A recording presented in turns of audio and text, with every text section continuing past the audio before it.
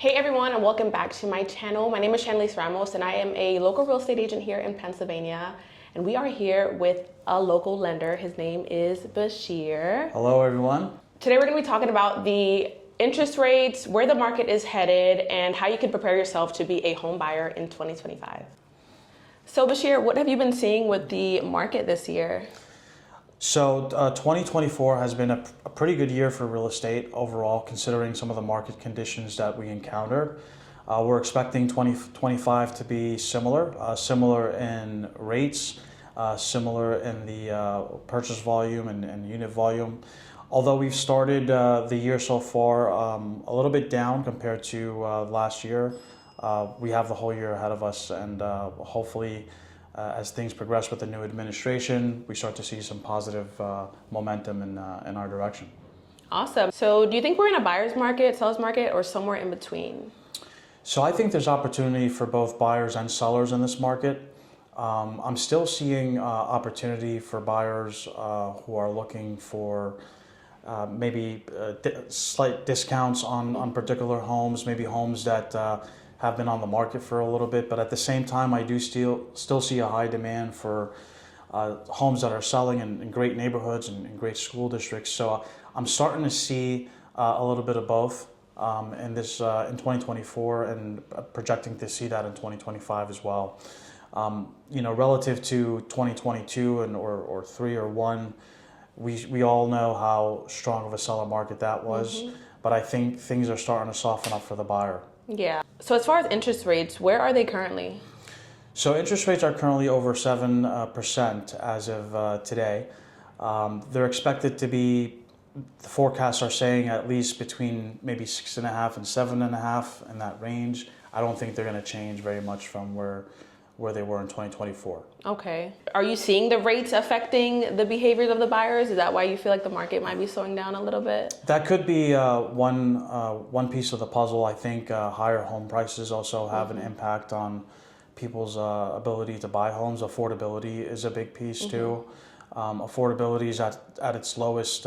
It's been in a long time. So, but yeah, I think that definitely has to do with the market shifting a little bit on the slower side. Okay, and speaking of affordability, if someone wants to purchase a home, first-time home buyer, what is the requirements to actually purchase a home? I know some people think it's unobtainable because of affordability.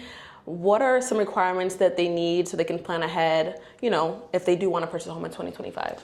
So the 3 things that I recommend buyers focus on is their credit score, their debt management, and the amount of money they have saved in their accounts. Those are probably the 3 most important things that would impact a mortgage qualification. Now, there are programs and products out there that can help and assist with the down payment options, and we have plenty of programs that help buyers with challenged credit. So, but in preparation to buy a house, it's never a bad idea to get those 3 things in line.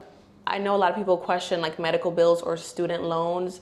How do those things affect your qualification process? Yeah, that's a good question. So as of recent, some news came out that medical bills or medical collections do not impact credit scores. So that was nice to hear. Student loans, a lot of times when we see them on the credit report, they are deferred student loans, meaning that the borrower is not making a payment and they're deferring the payment till a later date. We still have to account for a payment on those balances, even though they're not making one, but it's a very small percentage. So in most cases, student debt doesn't really impact the ability for somebody to buy a home. What are some things you can include when purchasing a home, like for instance, Social Security or child support? Can that be included in your qualification? Income? Yeah, it can. Child support is usable. Income, Social Security income is usable. Pension, any type of retirement or distribution from a retirement account. Those are all considered income, and we can use them for the purpose of qualifying. Okay. There are other more non-traditional income that we can add to an application to help somebody qualify, like rental income, for example. Assets and things of that nature. Okay. What's the difference between pre-qualified and pre-approval? So those two words get intermingled all the time, right? I mean, a pre-approval, generally speaking, is when a lender has a mortgage application for a prospective buyer, reviews their income, reviews their credit, reviews their assets, and determines that this individual is qualified to purchase a home on the condition that some other items are met, such as an appraisal is done and verification of their income and things like that.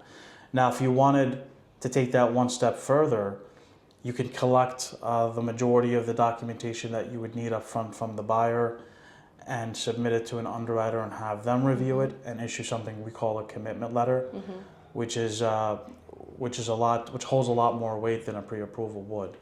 Now, most lenders, or hopefully most lenders, are collecting the documents up front and verifying the income and assets up front. And as long as they're doing that, then a pre-approval is all you need to buy a house. Okay, perfect. And you mentioned appraisal. What have you been seeing with the appraisals with the prices increasing so rapidly? How have appraisals been for you? Have you had any falling under? How has that been looking? Very few and far between have underappraised or had issues with any valuations.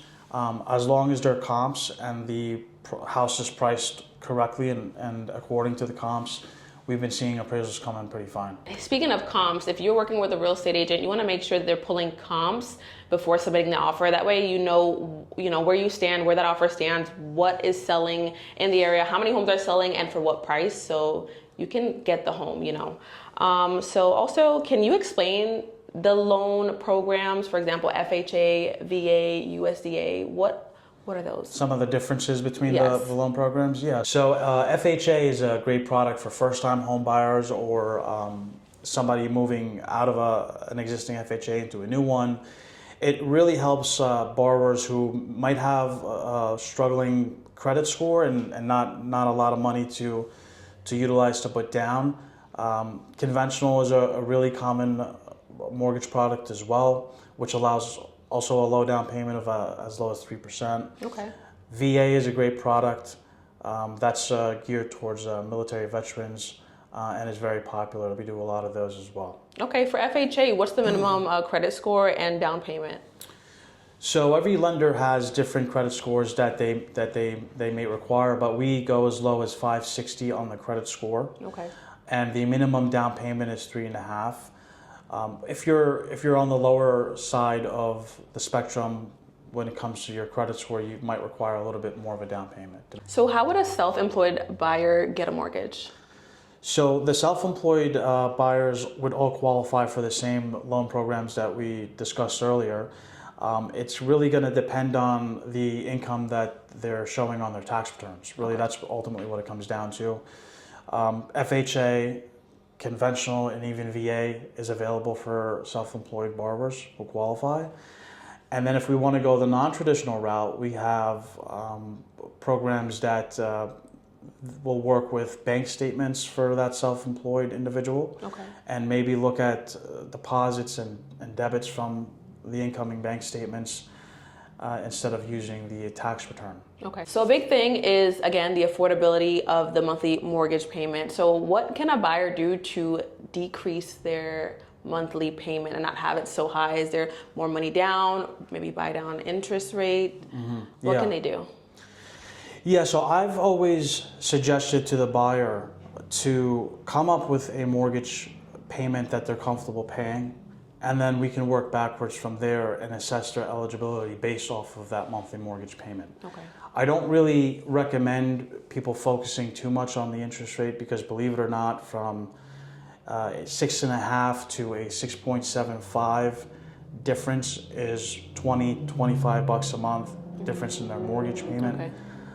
Many buyers don't know that there's a very small incremental increase or decrease in the monthly payment with small fluctuations in rates. So we like to come up with a budget and figure out what they're comfortable paying, reverse engineer that and figure out the purchase price that they qualify for, and then encourage them to stay within that budget. And regardless of where the rates go, we follow their monthly mortgage payments, stay within those guidelines, and create a very affordable buying experience for that buyer. Now, if there's a situation where they want to reduce an interest rate, they can buy down the interest rates. With buy downs, we like to look at what type of savings is the buyer going to have versus how much of an investment they have to make to get that savings. And depending on their goals, whether they're residing in the property for a year, 2, 3, 4, 5 years, might dictate whether or not buying down the rate makes sense. Okay, and then as far as someone did want to buy down the rate, what does that look like? What is the cost of buying down a rate? It'll vary. I mean, Okay. it's different for everybody, but it could be range anywhere from a few thousand to several thousand. Okay. Maybe even a couple of $100s. So it'll vary from person to person depending on the product that they're in and the down payment that they're making, their credit score, things like that. Okay, and you mentioned closing cost. For someone that doesn't know what that is, what is closing cost? Sure, yeah. So that's a great question again. There are 3 costs involved when you're buying a home for a buyer, right? There's the down payment, that's one. Then you have the closing cost, which is the title insurance or the appraisal fee or the lender fees. And then you have the escrows for taxes and insurance. And when you combine all 3, you have the total purchase or total closing costs that a buyer would incur when they're buying a house. So that's kind of how we break it down and simplify it to the buyer and let them know there's 3 pieces, 3 costs associated with buying a home. Your down payment is one. That could fluctuate up or down depending on your goals. Your closing costs will adjust according to the purchase price. And then your escrows will be dictated by the amount of taxes and homeowner's insurance premium that you end up getting. Okay, and you mentioned taxes. So there is a lot of talk about people purchasing new construction properties, and obviously the tax assessment is on the land, and when they get their next tax bill after the property is built and they have moved in, it has jumped astronomically. How do you guys assess for a possible increase, when it comes, or at least prep them, Right. educate them Right. that they will have this increase? Right, so on new construction, we're working with the title agent to kind of estimate what the property taxes are going to look like, and we collect enough into the escrow account to pay the property taxes when they're due. However, when you're buying a new home, there's an interim tax bill that gets sent to the buyer. That's the responsibility of the buyer. That does not get paid out of the escrow account because there's usually not enough money in the escrow account to pay it. So it's important to let the buyer know to expect this. A few months after they close, a few weeks after they close is when they typically receive it. And it usually says it right on the bill, interim tax bill, that they then have to pay and send out to the township or county. Okay. And as far as closing or on the way to closing, what do you advise buyers not to do prior to closing so that they won't mess up their financing or end up not closing on the property? Yeah, so don't buy a new car or get any new credit cards for sure. Try to keep your credit preserved throughout the process of buying a home. Don't spend any money that you intend on using to buy the house.